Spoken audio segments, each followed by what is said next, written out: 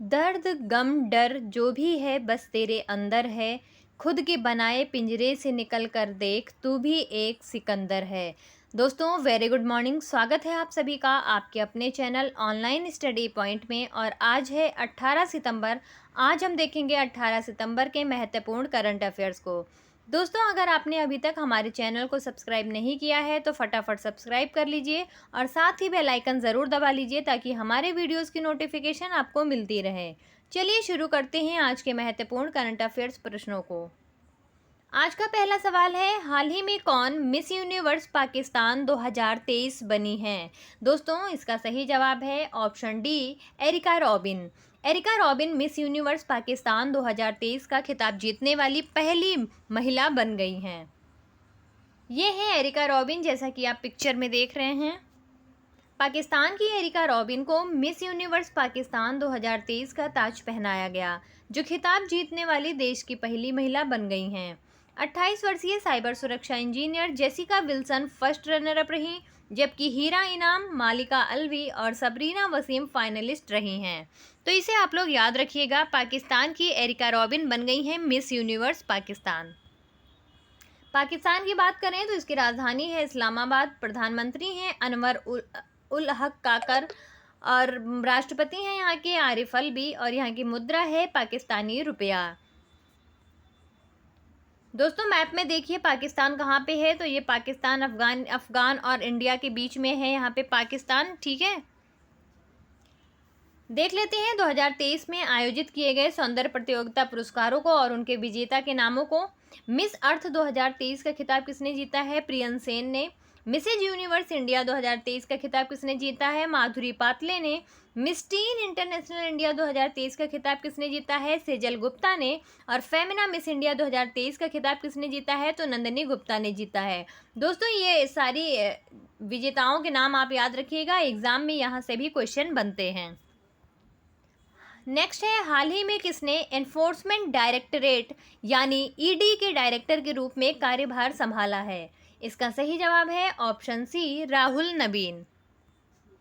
ये है राहुल नबीन जी, जैसा कि आप पिक्चर में देख पा रहे होंगे। आईआरएस यानी भारतीय राजस्व सेवा अधिकारी राहुल नवीन ने इंचार्ज डायरेक्टर संजय कुमार मिश्रा के बाद इन्फोर्समेंट डायरेक्टरेट के प्रभारी डायरेक्टर के रूप की भूमिका ग्रहण की है।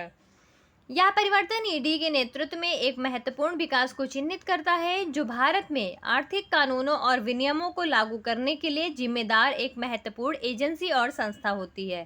ठीक है, तो इसे आप लोग याद रखिएगा, राहुल नबीन बन गए हैं एनफोर्समेंट डायरेक्टरेट के डायरेक्टर। बात करें एनफोर्समेंट डायरेक्टरेट की, तो इसकी स्थापना हुई थी 1 मई 1956 को और इसका मुख्यालय कहाँ है? नई दिल्ली, भारत में स्थित है। चलिए अब देख लेते हैं 2023 में की गई कुछ अन्य प्रमुख नियुक्तियों को, जो आपके एग्जाम के पॉइंट ऑफ व्यू से बहुत ही ज़्यादा महत्वपूर्ण है। रॉ के नए प्रमुख कौन बने हैं? रवि सिन्हा। और आरपीएफएस के नए महानिदेशक कौन बने हैं? मनोज यादव बने हैं। इसका फुल फॉर्म होता है railway police force services. ICG के 25वें महानिदेशक कौन बने हैं? तो यह बने हैं राकेश पाल और इसका फुल फॉर्म क्या होता है? Indian coast guard.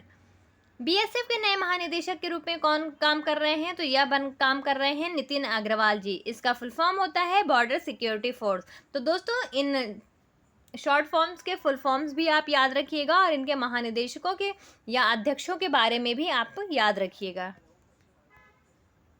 दोस्तों आप सभी के लिए अर्धवार्षिक करंट अफेयर्स, जो जनवरी से अगस्त तक की अपडेटेड करंट अफेयर्स की पीडीएफ है, आ चुकी है आप सभी के लिए और इसकी लिंक दी गई है डिस्क्रिप्शन में। इसके अंतर्गत खास बात यह है कि इस पीडीएफ के अंतर्गत सभी करंट अफेयर्स को अच्छे से टॉपिक वाइज डिस्क्राइब किया गया है और इसके साथ ही 800 से ज़्यादा एमसीक्यूज़ को सम्मिलित किया गया है। तो दोस्तों आप इस पीडीएफ को डाउनलोड करने के लिए नीचे डिस्क्रिप्शन में दिए गए लिंक पर क्लिक करके प्राप्त कर सकते हैं और अगर आपको वहां कोई भी दिक्कत होती है तो आप इस दिए गए नंबर पर व्हाट्सएप और कॉल करके अपनी क्वेरी को सॉल्व कर सकते हैं। तो दोस्तों इस पीडीएफ को ज़्यादा से ज़्यादा संख्या में ज़रूर खरीदें और अपनी तैयारी को कम समय में और भी बेहतर बनाने का प्रयास करते रहें। नेक्स्ट है, हाल ही में किस राज्य ने सरपंच संवाद मोबाइल ऐप का अनावरण किया है? तो इसका सही जवाब है दोस्तों ऑप्शन बी, असम राज्य ने। ठीक है, असम राज्य ने सरपंच संवाद मोबाइल ऐप का अनावरण किया है। असम के राज्यपाल गुलाब चंद कटारिया ने राजभवन में क्वालिटी काउंसिल ऑफ इंडिया द्वारा विकसित सरपंच संवाद मोबाइल एप्लीकेशन का अनावरण किया है। क्यूसीआई ने पूरे भारत से लगभग 2.5 लाख सरपंचों ग्राम प्रधानों को जोड़ने के लक्ष्य के साथ एक पहल के रूप में सरपंच संवाद की शुरुआत की है। तो इसे आप लोग याद रखिएगा, किसने शुरू किया है? असम राज्य ने। बात करें असम की, तो इसका गठन हुआ था एक राज्य के रूप में 26 जनवरी 1950 को। इसकी राजधानी है दिसपुर। मुख्यमंत्री हैं हेमंत बिस्वा शर्मा। राज्यपाल हैं गुलाब चंद कटारिया और यहाँ से राज्यसभा सीट है 7, लोकसभा सीट है 14। यहाँ के वन्यजीव की बात करें तो यहाँ कौन कौन सी वाइल्ड लाइफ सेंचुरीज हैं? तो काजीरंगा राष्ट्रीय उद्यान स्थित है, मानस राष्ट्रीय उद्यान स्थित है और नामेरी राष्ट्रीय उद्यान भी स्थित है। तो इसे आप लोग याद रखिएगा, ये अक्सर तथ्य पूछे जाते हैं। असम मैप में देखिए आप लोग कहाँ स्थित है, तो यहाँ पर स्थित है, नॉर्थ ईस्ट स्टेट है, ठीक है। अगला सवाल है, हाल ही में किसे 2023-24 के लिए ऑडिट ब्यूरो ऑफ सर्कुलेशन के लिए चेयरमैन चुना गया है? इसका सही जवाब है ऑप्शन बी, श्रीनिवासन के स्वामी को। ये है श्रीनिवासन के स्वामी, जैसा कि आप पिक्चर में देख रहे होंगे। आर के स्वामी हंसा समूह के कार्यकारी अध्यक्ष श्रीनिवासन के स्वामी को 2023-24 की अवधि के लिए ऑडिट ब्यूरो ऑफ सर्कुलेशन यानी एबीसी का चेयरमैन नियुक्त किया गया है। यह महत्वपूर्ण नियुक्ति विज्ञापन और मीडिया उद्योग में श्री स्वामी के व्यापक अनुभव और नेतृत्व को दर्शाती है। श्री स्वामी के साथ अन्य प्रमुख हस्तियों को भी आगामी वर्ष के लिए ब्यूरो के भीतर प्रमुख पदों पर चुना गया है। तो इसे आप लोग याद रखिएगा, श्रीनिवासन के स्वामी को ऑडिट ब्यूरो ऑफ सर्कुलेशन का चेयरमैन बनाया गया है। बात करें ऑडिट ब्यूरो ऑफ सर्कुलेशन की, तो इसकी स्थापना कब हुई थी दोस्तों? तो इसकी स्थापना हुई थी 1948 में और इसका जो मुख्यालय है वह कहाँ स्थित है? तो मुंबई में स्थित है। हाल ही में विश्व रोगी सुरक्षा दिवस 2023 कब मनाया गया? इसका सही जवाब है ऑप्शन बी, 17 सितंबर को। विश्व रोगी सुरक्षा दिवस हर साल 17 सितंबर को मनाया जाता है, जो दुनिया भर में स्वास्थ्य देखभाल प्रणालियों में रोगी सुरक्षा के महत्व पर जोर देने के लिए एक वैश्विक मंच के रूप में कार्य करता है। इस दिन का उद्देश्य जागरूकता पैदा करना और देशों को रोगी सुरक्षा को सर्वोच्च प्राथमिकता बनाने के लिए प्रेरित करना है। विश्व रोगी सुरक्षा दिवस 2023 की थीम क्या थी दोस्तों? तो आप सभी को बता दें कि इसकी थीम थी engaging patients for patient safety. इसे आप लोग याद रखिएगा। देख लेते हैं सितंबर में मनाए जाने वाले कुछ अन्य प्रमुख दिवसों को कि कब कौन सा दिवस मनाया जाता है। विश्व साक्षरता दिवस कब मनाया जाता है? 8 सितंबर को। वर्ल्ड फर्स्ट एड डे कब मनाया जाता है? 9 सितंबर को। विश्व आत्महत्या रोकथाम दिवस कब मनाया जाता है? तो यह मनाया जाता है 10 सितंबर को। और हिंदी दिवस कब मनाया जाता है? तो यह 14 सितंबर को मनाया जाता है। दोस्तों, इन इम्पॉर्टेंट डेज को आप लोग याद रखिएगा और कुछ महत्वपूर्ण दिवसों के थीम को भी आप लोग याद रखिएगा, नोट डाउन करते रहिए। नेक्स्ट है, हाल ही में किसने लंदन में एशियन अचीवर्स अवार्ड्स जीते हैं? इसका सही जवाब है ऑप्शन सी, कनिका कपूर ने। ये है कनिका कपूर, बहुत ही फेमस सिंगर हैं, आप सभी को पता ही होगा। लोकप्रिय भारतीय गायिका कनिका कपूर यूके की राष्ट्रीय स्वास्थ्य सेवा के नायक और भारतीय मूल के उच्च उपलब्धि हासिल करने वाले लोग लंदन में 2023 वर्ष के एशियन अचीवर्स अवार्ड्स के विजेताओं में शामिल हैं। एनएचएस वैक्सले की मुख्य नैदानिक अधिकारी डॉक्टर निकी कनानी ने प्रोफेशनल ऑफ द ईयर का पुरस्कार जीत लिया है और सलमान देसाई को नॉर्थ वेस्ट एम्बुलेंस सेवा के लिए उनके कार्य के लिए सम्मानित किया गया है। तो ये कौन है? कपूर। देख लेते हैं 2023 में दिए गए कुछ अन्य प्रमुख पुरस्कारों को। सर्वश्रेष्ठ ग्राम पंचायत 2023 का अवार्ड किसे दिया गया है? कपिलो गांव को, जो झारखंड में स्थित है। रेमन मैग्सेसे पुरस्कार 2023 किसे दिया गया है? दलाई लामा को दिया गया है। ऑस्कर पुरस्कार 2023 में बेस्ट फिल्म का अवार्ड किसे दिया गया है? आरआरआर को दिया गया है। एबेल पुरस्कार 2023 किसे दिया गया है? तो यह लुइस कैफरेली को दिया गया है। दोस्तों, इन अवार्ड्स को आप लोग ज़रूर याद रखिएगा, अवार्ड से बहुत सारे क्वेश्चन बनते हैं आपके एग्जाम में। नेक्स्ट है, हाल ही में किस बैंक ने बुनियादी बैंकिंग सेवाएं प्रदान करने के लिए IB साथी की शुरुआत की है? इसका सही जवाब है ऑप्शन बी, इंडियन बैंक के द्वारा। इंडियन बैंक ने एक वित्तीय समावेशन समाधान IB साथी sustainable access and aligning technology for holistic inclusion का अनावरण किया है। इसका उद्देश्य बिजनेस कॉरेस्पॉन्डेंट चैनल के माध्यम से हितधारकों को बुनियादी बैंकिंग सेवाएं प्रदान करना है। आईबी साथ ही सेवाओं के सरलीकृत डिलीवरी के माध्यम से एक उन्नत उपयोगकर्ता अनुभव प्रदान करता है। तो दोस्तों इसे आप लोग याद रखिएगा, आईबी साथ ही किसने लॉन्च किया है? इंडियन बैंक ने।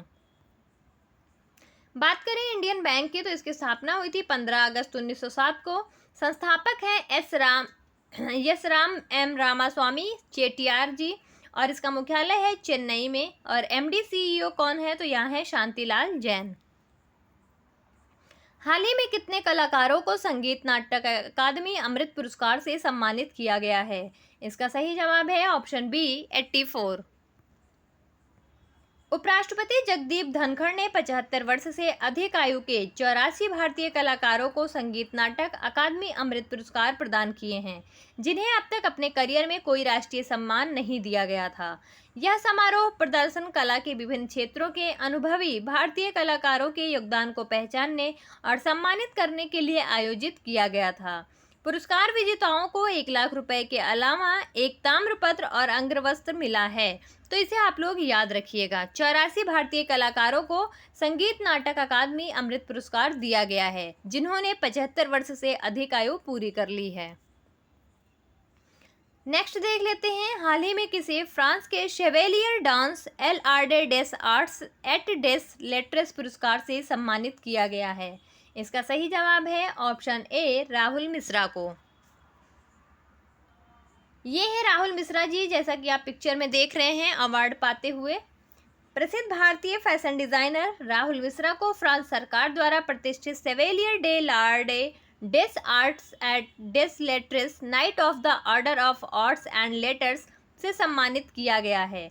यह प्रतिष्ठित पुरस्कार राहुल मिश्रा को कला और डिजाइन के क्षेत्र में उनकी उत्कृष्ट उपलब्धियों, विशेष रूप से वैश्विक स्तर पर भारतीय शिल्प कौशल और विशेषज्ञता को बढ़ावा देने के उनके समर्पण के लिए दिया गया है।